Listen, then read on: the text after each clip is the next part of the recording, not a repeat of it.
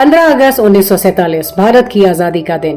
पर कैसा लगेगा आपको ये जानकर कि ऑफिशियल आजादी के बाद भी हमारे भारत में कुछ जगहें ऐसी थी जो अंग्रेजों से तो आजाद हो गई थी पर राजशाही से नहीं।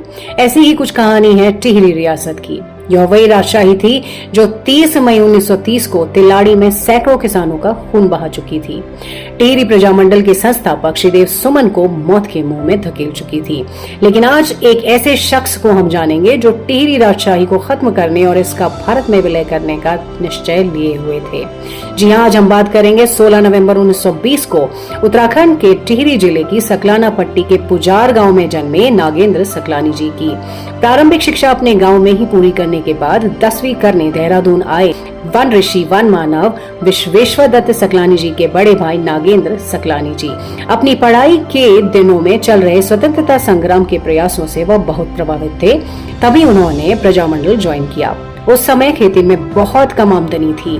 उसके ऊपर टिहरी राजशाही का किसानों पर भारी कर, जिससे उनकी स्थिति काफी बुरी थी।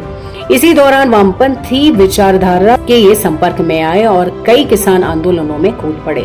पर डांगचौड़ा किसान आंदोलन में अंग्रेजों ने इन्हें पकड़ लिया।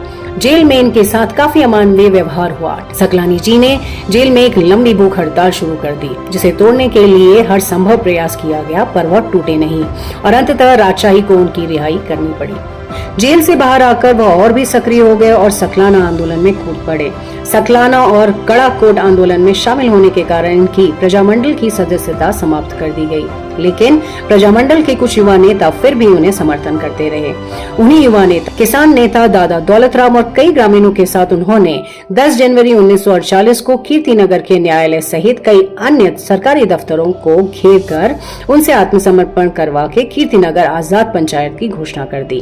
पर अगले ही दिन यानी 11 जनवरी 1948 को टिहरी जाने से पहले ही टिहरी रियासत की फौज ने इन पर हमला कर दिया और काफी मुठभेड़ के बाद राजशाही के सेना कमांडर जगदीश डोभाल की गोलियों से नागेंद्र सकलानी और मालू राम भरदारी शहीद हो गए। फिर 12 जनवरी को चंद्र सिंह गढ़वाली जी के सुझाव से इनकी शव यात्रा देवप्रयाग होते हुए 3 दिन बाद राजधानी टिहरी पहुंची और वहीं उनका दाह संस्कार हुआ। ये सब देखकर जनता में आक्रोश भर गया और जिससे डर कर शाही सेना ने आत्मसमर्पण कर दिया और वहां आजाद पंचायत स्थापित हो गया। फिर लगभग 1.5 साल के लगातार प्रयास के बाद अंततः 1 अगस्त 1949 को कानूनी तौर पर टिहरी का भारत संघ में विलय हो गया और टिहरी राजशाही के अंतिम शासक मानवेंद्र शाह ने अपना शासन समाप्त कर दिया। उत्तराखंड से जुड़ी ऐसी ही जानकारी के लिए लाइक, फॉलो और शेयर करें प्रहर क्लासेस को।